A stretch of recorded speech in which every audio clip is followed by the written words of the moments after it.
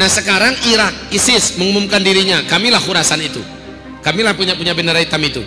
Sementara sebelumnya Afghanistan sampai sekarang masih eksis, dan Afghanistan yang sanggup menumpas beruang merah Uni Soviet sampai tumbang. Rasul mengatakan ciri khas pertempuran mereka, mereka tidak pernah bisa dikalahkan dan tidak terkalahkan. Yang saya tahu sampai sekarang, yang tidak terkalahkan itu sampai sekarang adalah Taliban. Lawan mereka sekuat beruang merah, penguasa dunia belahan timur tumbang oleh Afghanistan, oleh Taliban.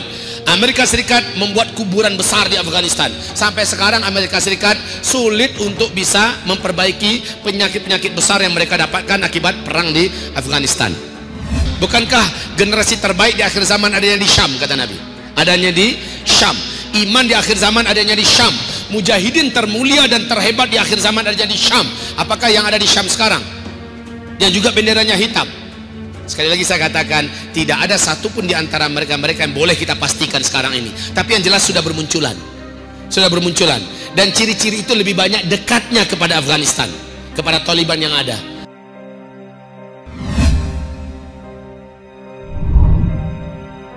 ISIS mengumumkan diri bahwa merekalah yang dimaksud dalam hadis itu.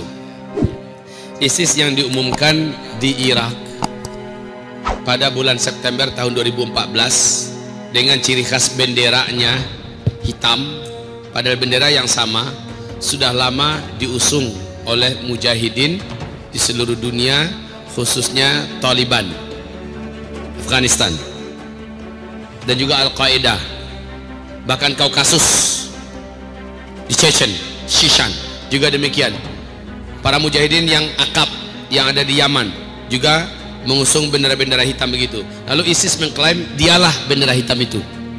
Klaim seperti ini tentu saja hak masing-masing kelompok, silahkan mengklaim. Tetapi apakah benar dia atau tidak, lihat dulu faktanya. Jawaban saya yang paling enak itu adalah, apakah ciri-ciri kelompok ini seperti ciri-ciri para sahabat? Enggak, itu dulu ciri-cirinya. Lihat ibadah mereka, lihat akhlak mereka, lihat bagaimana karakter mereka sesama mereka, dan bagaimana rahmatan lil alamin ke dunianya. Jika memenuhi syarat seperti karakter sahabat, itulah dia pembawa bendera hitam tersebut. Nabi menyebutkan ciri-ciri fisik mereka, mereka kurus-kurus. Kata Rasulullah, mereka kurus-kurus. Kemudian kepala mereka dililit oleh kain yang tebal, berwarna gelap-gelap.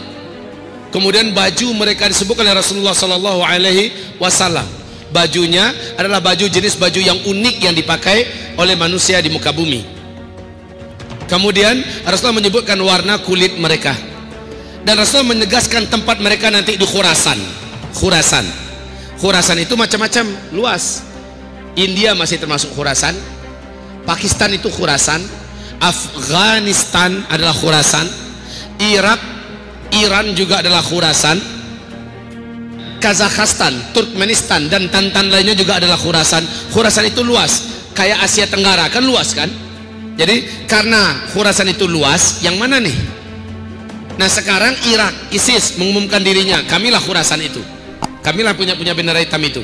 Sementara sebelumnya Afghanistan sampai sekarang masih eksis, dan Afghanistan yang sanggup menumpas beruang merah Uni Soviet sampai tumbang. Rasul mengatakan ciri khas pertempuran mereka, mereka tidak pernah bisa dikalahkan dan tidak terkalahkan. Yang saya tahu sampai sekarang, yang tidak terkalahkan itu sampai sekarang adalah Taliban. Lawan mereka sekuat beruang merah, penguasa dunia belahan timur tumbang oleh Afghanistan, oleh Taliban. Amerika Serikat membuat kuburan besar di Afghanistan. Sampai sekarang Amerika Serikat sulit untuk bisa memperbaiki penyakit-penyakit besar yang mereka dapatkan akibat perang di Afghanistan. Jadi kalau saya katakan ISIS ke Afghanistan, atau bisa jadi Al-Qaeda yang ada di Syam. Bukankah generasi terbaik di akhir zaman adanya di Syam, kata Nabi? Adanya di Syam. Iman di akhir zaman adanya di Syam. Mujahidin termulia dan terhebat di akhir zaman adanya di Syam. Apakah yang ada di Syam sekarang? Yang juga benderanya hitam. Sekali lagi saya katakan, tidak ada satupun di antara mereka yang boleh kita pastikan sekarang ini. Tapi yang jelas sudah bermunculan. Sudah bermunculan. Dan ciri-ciri itu lebih banyak dekatnya kepada Afghanistan, kepada Taliban yang ada. Wallahu alam, saya juga tidak berani memastikan. Yang pasti munculnya adalah setelah Imam Mahdi nanti muncul, siapa yang bersama mereka, baru itu bisa kita katakan, oh ternyata yang dari anu, kan gitu kan. Sekarang ini yang mana, lihat mana yang akhlaknya, kepribadiannya, ciri-ciri khas generasinya sama dengan generasi sahabat.